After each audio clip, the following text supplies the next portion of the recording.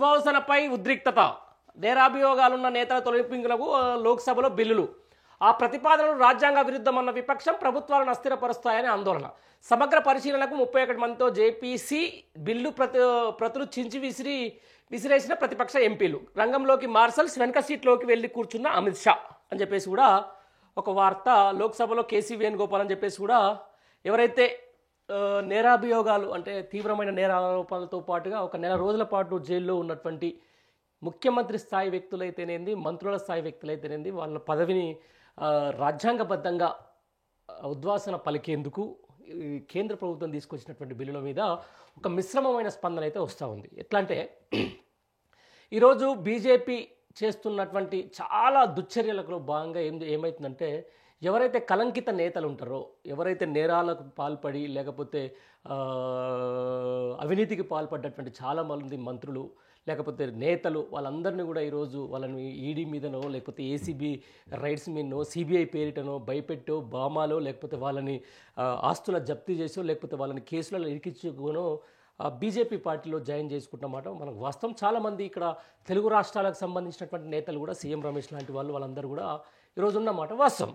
వాళ్ళందరికీ సంబంధించిన దాంట్లో ఏమవుతుందంటే కేసులు పెట్టుకోవడం వల్ల లేకపోతే కేసులు ఉండడం వల్లనో తీసుకుపోయి జైల్లో వేస్తామని చెప్పి బెదిరింపు వల్లనో లేకపోతే ఇవన్నీ చేసి వాళ్ళు బీజేపీ పార్టీలో చేరగానే వాషింగ్ పౌడర్ నిర్మా టైప్లో వాళ్ళు ఈరోజు సచ్చీలమైన నేతలుగా లేకపోతే మొత్తం వాళ్ళకు ఇక ఎలాంటి తప్పులు చేయలేటువంటి నేతలుగా చలామణి అవుతున్నమాట వాస్తవం. దీన్నే ఈరోజు విపక్షాలు తీవ్ర స్థాయిలో విమర్శలు గుప్పిస్తున్నటువంటి మాట. ఎందుకంటే ఈ ఉద్వాసన బిల్లుకు సంబంధించిన దాంట్లో నేరాభియోగాలున్న నేతల తొలగింపునకు లోక్సభలో బిల్లులు అని చెప్పేసి వస్తున్నటువంటి మాట. ఆ ప్రతిపాదనలు రాజ్యాంగ విరుద్ధం అన్న విపక్షం. ఎట్లా అంటే ఇప్పుడు ఫర్ సపోజ్ బీజేపీ కేంద్రంలో అధికారంలో ఉంది, రైట్. కొన్ని రాష్ట్రాలలో ఇది భారతదేశం కాబట్టి కొన్ని రాష్ట్రాలలో విపక్షాలకు సంబంధించినటువంటి సీఎంలు ఉంటారు, ప్రాంతీయ పార్టీలకు సంబంధించినటువంటి సీఎంలు ఉంటారు. వాళ్ళని లొంగ తీసుకునే క్రమంలోనే, వాళ్ళని ఒక బ్లాక్మెయిల్ చేసే క్రమంలోనే వాళ్ళని కూడా ఏదైనా నేరారోపణలు చేసేసి తీసుకుపోయి జైల్లో వేసేసి ఒక 30 రోజులు జైల్లో పెట్టి తర్వాత బెయిల్ ఇచ్చిన తర్వాత చట్టబద్ధంగా వాళ్ళని పదవి నుంచి తీసేసే ప్రయత్నంలో భాగంగానే బిల్లు తీసుకొస్తుందని చెప్పేసి విపక్షాలు ఈరోజు గగ్గోలు పెడుతున్న దాంట్లో నిజాలైతే ఖచ్చితంగా ఉన్నాయి. ఎందుకంటే బీజేపీ గత కొద్ది రోజులుగా చేస్తున్నటువంటి దుశ్చర్యలో భాగంగా నేను చెప్తున్నా కదా, కొంతమంది ఏదో విపరీతమైనటువంటి నేరాలు చేసేసి ఈరోజు బీజేపీ కండువ కట్టుకోగానే వాళ్ళందరూ వాషింగ్ పౌడర్ నిర్మా టైప్లో బయటకు వచ్చేసి ఈరోజు రాజకీయ నేతలుగా, ఎంపీలుగా, మంత్రులుగా చలామణి అవుతున్నమాట వాస్తవం. ఈ నేపథ్యంలోనే ఒకసారి తీవ్రంగా చూద్దాం, ఒకసారి దీని లోపల అసలు దీని కథ ఏందో చూద్దాం. ఒకసారి తీవ్ర నేరాభియోగాలపై అరెస్ట్ అయి వరుసగా 30 రోజుల పాటు నిర్బంధాలు ఉన్నట్లయితే రాష్ట్ర మంత్రులు, ముఖ్యమంత్రులు, కేంద్ర మంత్రులు చివరకు ప్రధానమంత్రి అయినా 31వ రోజే పదవి నుంచి తప్పించడానికి ఉద్దేశించిన అత్యంత కీలకమైన బిల్లులు బుధవారం లోక్సభలో ఉద్రిక్తకారమయ్యాయి. ఈ నిబంధనలు ప్రజాస్వామ్యానికి, రాజ్యాంగానికి విరుద్ధమని, రాజకీయ దురుద్దేశాలతో పలువురిని గద్దెదించడానికి ఇవి దోహదపడతాయని విపక్షం తీవ్ర ఆందోళన వ్యక్తం చేసింది. ఒక దశలో మార్షల్స్ను కేంద్ర హోంమంత్రి అమిత్ షా చుట్టూ స్పీకర్ పోడియం సమీపాన మోహరించారు. ముందు వరుసలో ఆసీనులైన అమిత్ షా వద్దకు విపక్షాలు దూసుకువస్తుండడంతో కొంతసేపు ఆయన దూసుకువస్తుండడం, కొంతసేపు ఆయన వెనక వరుసకు వెళ్ళి కూర్చోవాల్సి వచ్చింది. అసలు వాస్తవానికి ఈ బిల్లు కనుక ఖచ్చితంగా అమలైతే ఫస్ట్ కేంద్ర మంత్రి అమిత్ షాకి సంబంధించిన దాని మీద కూడా దీని పరిధిలోకి రావాల్సి వస్తుంది. ఎందుకంటే ఆయన గుజరాత్ నుంచి నిషేధింపబడ్డ నాయకుడు. ఆయన గోద్రా అల్లర్ల కేసులకు సంబంధించి అయితేనేది లేకపోతే అక్కడ ఊచకోతకు సంబంధించి అయితేనేది కూడా ఆయన గుజరాత్ రాష్ట్రం నుంచి కొన్ని రోజుల పాటు బహిష్కరించినటువంటి తీవ్రమైన నేరారోపణలున్న వ్యక్తి అమిత్ షా.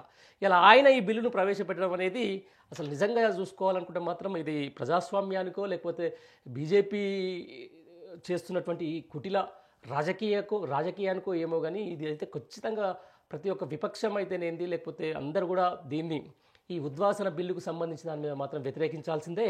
ఎందుకంటే ఇది కేవలం కేంద్రంలో అధికారంలో ఉన్న పార్టీకి మాత్రమే ఈ బిల్లు ఉపయోగపడుతుంది. రాష్ట్రాలకు సంబంధించి రాష్ట్ర ప్రయోజనాల కోసం పోరాడే వ్యక్తులు ఎవరైతే ఉన్నారో లేకపోతే రాష్ట్ర ఆత్మగౌరవాలు, రాష్ట్ర అస్తిత్వాలను కాపాడే పార్టీల నేతలు ఎవరైతే ఉన్నారో వాళ్ళని టార్గెట్ చేస్తూనే ఈ యొక్క బిల్లుని ప్రవేశపెట్టారని చెప్పేసి కూడా కొన్ని వాదనలు అయితే వినిపిస్తున్నాయి. చూద్దాం భవిష్యత్తులో ఏం జరుగుతుందని చెప్పేసి చివరకు ఈ బిల్లులు సమగ్ర అధ్యయనం నిమిత్తం సంయుక్త పార్లమెంటరీ సంఘం జేపీసీ పరిశీలనకు పంపించాలని మూజువాని ఓటుతో లోక్సభ నిర్ణయించింది. దీనిలో 21 మంది లోక్సభ సభ్యులు, 10 మంది రాజ్యసభ సభ్యులు ఉంటారు. పార్లమెంటు శీతాకాల సమావేశాల తొలివారం చివరి రోజున జేపీసీ తన నివేదిక సమర్పించాల్సి ఉంటుందని చెప్పేసి ఒక మాట ఇక్కడ వస్తుంది. రైట్. రక్షణలు గాలిలో కలిసిపోతాయి. ప్రతిపక్షం అమిత్ షా 3 వేర్వేరు బిల్లుని సభలో ప్రవేశపెట్టగానే విపక్షాలు బగ్గుమన్నాయి.